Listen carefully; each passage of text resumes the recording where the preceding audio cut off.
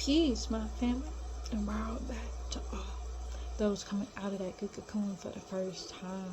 Welcome. This your girl, the butterfly. We about to take off on gas. Let's fly. Just want to send you all to get healing energy your way. Peace, love, happiness, harmony, and abundance. Hope you guys are out there keeping your mind right in that good mind. How y'all feeling? Hope you guys most definitely moving on up this right in your higher nature family, and most definitely cleansing, because if you don't know, now you know. Oh yes, we must cleanse. Cleansing that lower nature, those lower frequency energies, family. It's all about purifying that soul, right? And again, this will help you do so in raising your consciousness levels, so you can begin to do what is needed, and eventually, your body will heal, right? So let's get to it. First and foremost, all praises to a new, almost glorified and exalted, and glory and honor to the one appointed, omnipotent Jesus, Joshua, to most glorious root. Yes, family, it's real out here. Alright, so that being said, it continues. This scroll is called Does God and the Devil Exist? This right here will certainly help you on this good journey. So, that being said, let's get to it. Question: are the reptilians the devil, right? Talked about in Genesis. Question: who are these reptilians or these serpents, right? So let's get to it. This is our master teacher, Dr. Malachi Zer's answer, and it reads: these malevolent, disagreeable, vicious beings, the reptilians, are your shaitan of the Quran. Satan of the Quran. Shaitan of the Quran. The Quran 2:14, 594, okay? Called Kahanist. The Quran 114:4.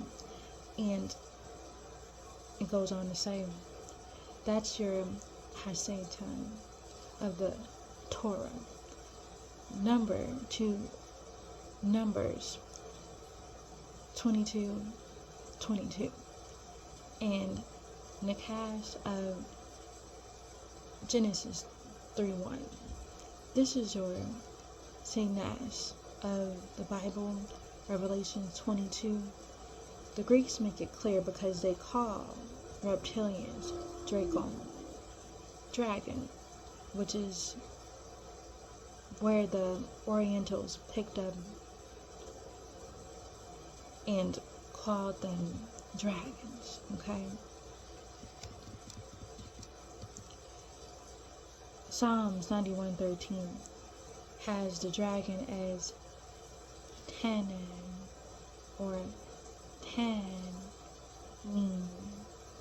meaning a sea monster, a serpent. Isaiah 27:1 called him Leviathan, meaning a sea monster, a serpent. And in the same quote, you get Nakash, meaning serpent, snake, whisperer, right? It goes on to say, the ancient Orientals worshipped the dragon at one time, meaning they worshipped the sea creature, or the reptilian who you call Satan. That's how the devil fits there in the waters in Genesis 1:20-22. Before your Genesis 1:2 story starts, where it says, and I quote, the earth was without form and void, and the darkness was upon the face of the deep, and the Spirit of God moved upon the face of the waters.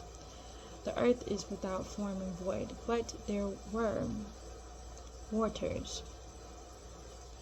If he was there before Adam, right, then he must have lived beneath the waters. Genesis 1:20. Your scholars pick the story up at Genesis chapter 1 and jump right to Genesis 3:1, and they don't even start to explain where Satan came from, right? Nobody even talks about asking the reverend or the imam or the rabbi, where did Iblis, the rebellious devil, come from? Question. The Quran says, Huwa min el Kafan, meaning he was a kafiran. Right in the Quran 2:34, they say kafiran. In Arabic, it's a plural, or a group, right, of beings. That is what you are calling disagreeable coverers of the truth, or in their simple translation, disbelievers. The Quran 2:34, and it reads, and we, the Etherians, said for the messengers, these Elohim Anunnaki, to prostrate for Zakar Adam.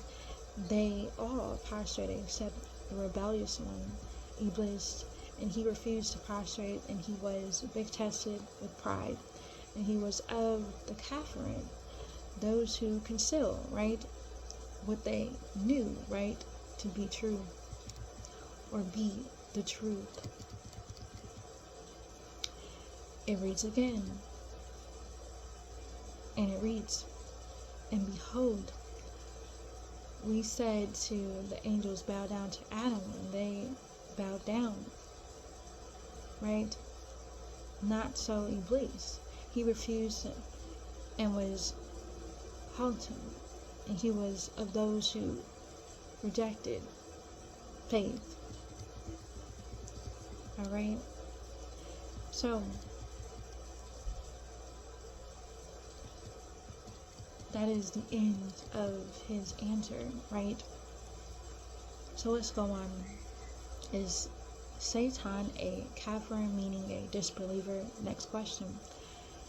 And so it reads, right?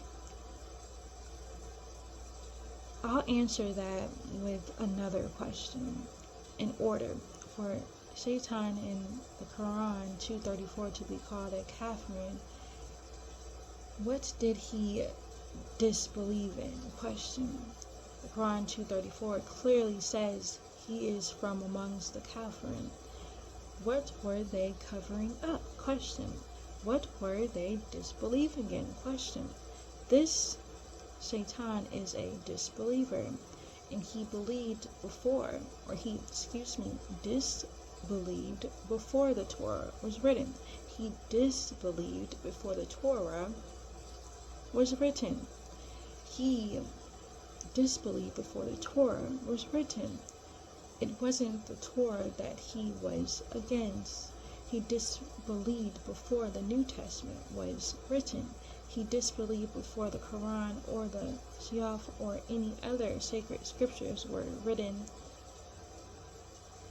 Okay? And this raises the question, who or what did he disbelieve in? Question. There must have been laws, right? Rules, right? And regulations in order for Iblis to question authority. And it goes on to say, now we know that he was talking, because it is mentioned in Genesis 3:1 when he talked to Eve in the garden and said, "Ye have God said he had not to eat of every tree of the garden," right? Ye have God said ye shall not eat of every tree of the garden? Question.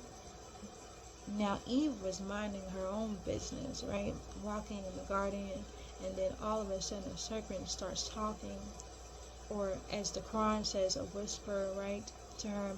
And the Muslims use the same story, the Quran 7:20. If you were to see a serpent or a snake wrapped around a tree talking to you, you wouldn't stand there and have a conversation with it, right? As a matter of fact, right? You wouldn't have a conversation with anything that looked outside of what you look like, right? Not even Eve's curiosity would have you allowed her to stay there, right? And talk to, right? Or listen to the whispers of some talking snake, right? Therefore, he must have looked like a man.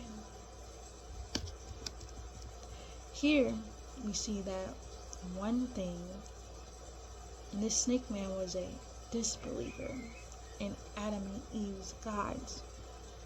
The Elohim, the one named Kakleo, whose God was Anu, the El, this one Nakash or Iblis, the Jinn, the Kafir, also called Halo or Samuel, Nahasa, Hanasa, and Satan or Satan, the Dracos, right, did not accept these Elohim's philosophy by what Kakleo was telling Eve about the tree in the garden. So he crept into the garden to bring these two new creations over to his side, right? He was trying to bring them over to his side, or a group of disbelievers. He told Eve that the Elohim, Kakleo, her God, was lying to her about the fruit of the tree because he did not want them to be as knowledgeable as he was, knowing good and evil. Okay? Genesis 3:5. So the serpent told her, "You shall not surely die." Genesis 3:4. Kakleo knew that Adam and Eve would not die because anything in physical body is destined to die, meaning you will age and eventually die. Genesis 3:3 is not talking about that kind of death. Okay? It's not talking about that kind of death. Okay? Genesis 3:3 is speaking of an immediate or the spot, drop dead kind of death, which the Elohim knew would not happen to Adam and Eve if they ate from the tree. The Elohim, Kakleo, told them this is order for them to have obedience. This is just like when a mother tells her child, don't smoke reefer, right? Or you will become a drug addict and die. But the drug pusher who's trying to sell you the reefer tells you, look, I'm smoking it and I'm not dead. Go ahead. As a punishment, right, Adam and Eve were cast out of the protection of the enclosed garden of delight outside where the beasts of the field dwelled. Genesis 3:23. And all kinds of evil people were called Kafir or Jinn. But the Bible never comes out and say the devil was cast out of the garden. He was sentenced to go upon thy belly. Genesis 3:15. And if this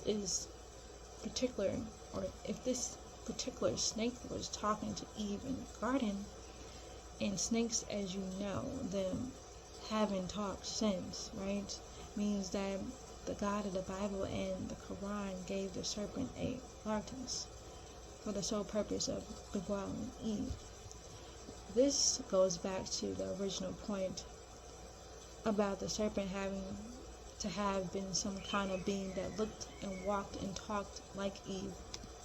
Because as you know, serpents or snakes move on their bellies, which means that the serpent who was talking to Hua or Eve was, again, as I mentioned earlier, standing erect.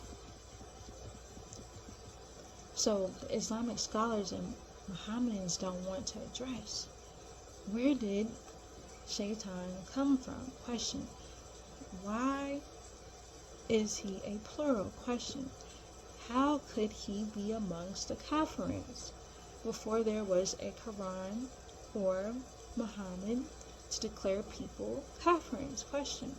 If he was from a group of beings called Kafirin before the Quran, right, then there must have been some type of religion, right, or doctrine, right, before the Quran worth believing in order to say if you don't believe in it, then you are a kafir? Are you with that question? Let me repeat. There must have been some kind of religious teachings that if you were in them, you didn't believe in them, you were a kafir. Before the Quran was revealed in the year 610 AD, Muslims walk around with the assumption that they have a rounded understanding over everything until you say, well, where did Shaitan come from? Oh, he's from a kafirin, or he is from the disbelievers. The Quran, chapter 109. Or huwa min el jinn, meaning he is from an evil spirit. Quran, chapter 72. In other words, how did Satan become a kafirin? Again, according to what doctrine question? What is it that he did not believe in that rendered him a kafirin? Question. Chapter 109 of the Quran of 109, right? Let's go on. But wait a minute. One moment. Alright. Let's go back for a moment. In other words, how did Satan become a kafir in question? Again, according to what doctrine question? What is it that he did believe in that rendered him a kafir in question? Chapter 109 of the Quran of the Mohammedans called a Surah al-Kafirin, and it tells you what a kafirin is. It says, and I quote, I am not a slave of what you are serving, which is a grammatical mistake because it's called Allah, a ma, or what, instead of an al-halif or al-labi, or he who is. The Quran insults Allah by calling him a ma, or what, because a who is a person and a what is a thing. So now read the right translation. It's Surah al-Kafirin, and in chapter 109, so you can see, for yourself, right? It goes on to say, okay, as we go on,